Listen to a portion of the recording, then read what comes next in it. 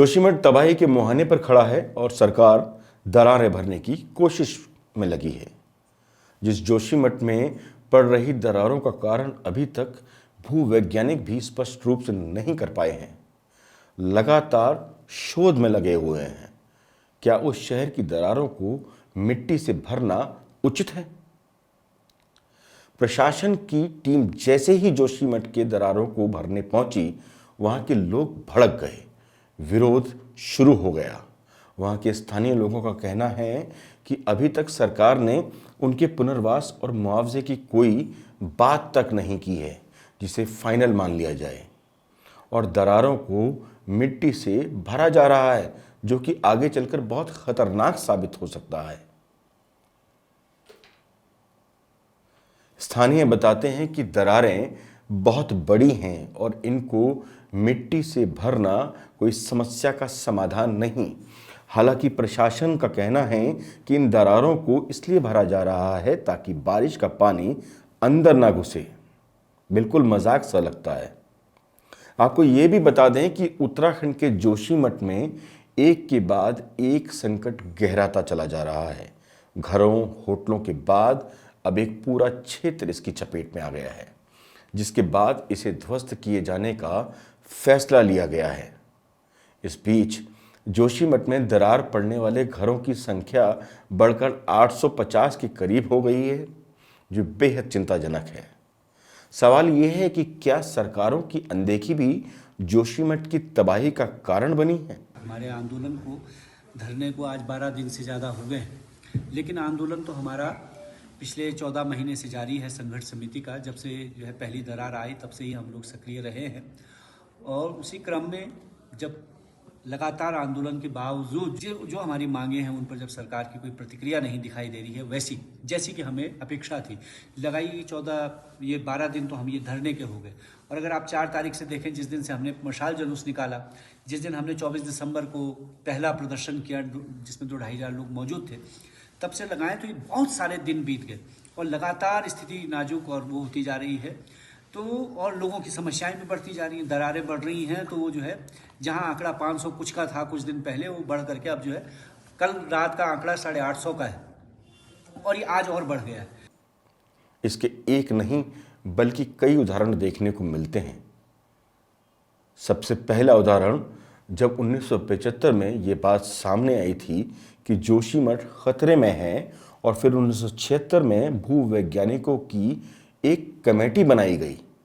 उस समय बनी मिश्रा कमेटी ने आधिकारिक तौर पर यह बात उजागर की थी कि जोशीमठ में भूमि और भवनों में दरारें पड़ रही हैं, शहर को अनियोजित तरीके से बसाया जा रहा है और जोशीमठ के नीचे की भूमि ठोस भी नहीं है। वहां पानी और सीवेज रिस रहा है, लेकिन न तब और न उसके बाद की सरकारों ने इस कमेटी की किसी भी बात पर सोचने की जरूरत समझी।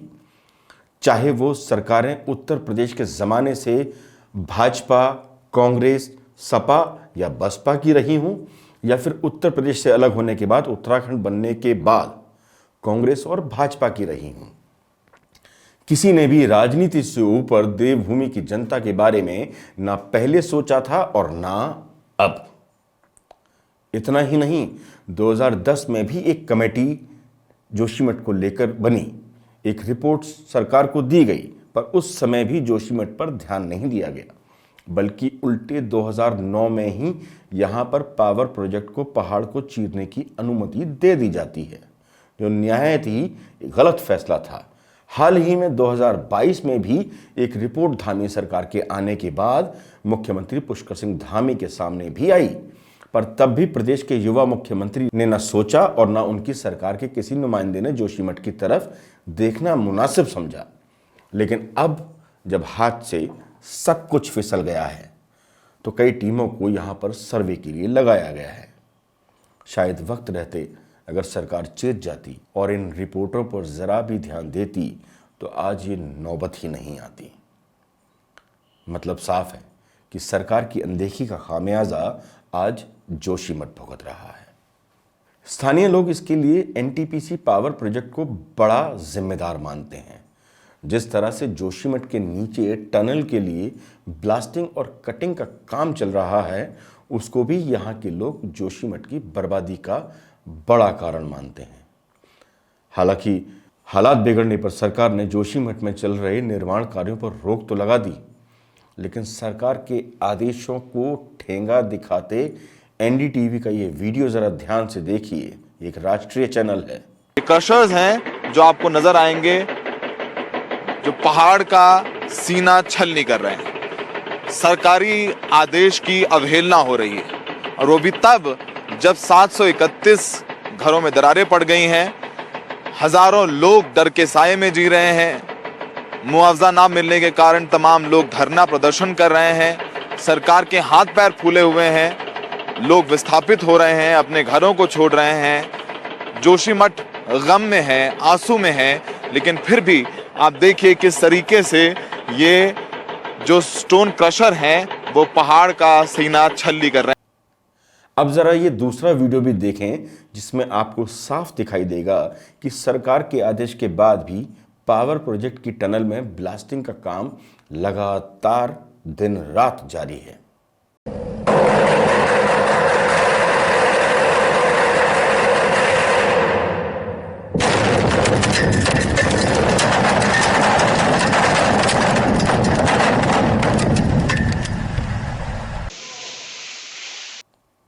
वाकई शर्मनाक है। इन वीडियो को देखकर यह तो साफ नजर आता है कि धामी सरकार के आदेशों का कितना पालन हो रहा है। धामी सरकार को वाकई इस पर सोचने की जरूरत है। जोशीमठ भू धसाव मामले में एक नया खुलासा भी हुआ है। एक राष्ट्रीय अखबार की माने तो उसमें छपी खबर के मुताबिक भू धसाव का अध्ययन कर लौटे एक संस्थान के वैज्ञानिकों का कहना है कि हाइड्रोस्टैटिक प्रेशर के साथ ही अलकनंदा नदी में रेणी आपदा के बाद लगातार जारी टो कटिंग के चलते जोशीमठ में ये बर्बादी का नज़ारा देखने को मिला है। जोशीमठ में जेपी कॉलोनी में पानी का बहाव जो पहले 10 लीटर प्रति सेकंड की गति से हो रहा था, अब वह 1.9 लीटर प्रति सेकंड की गति से हो रहा है। इसका मतलब साफ है, अब अंदर से पानी के साथ और अधिक मिट्टी बहकर निकलेगी, यानी अब और धसाव भी होगा, जो जोशीमठ के लिए एक बड़ा खतरा पैदा कर सकता है।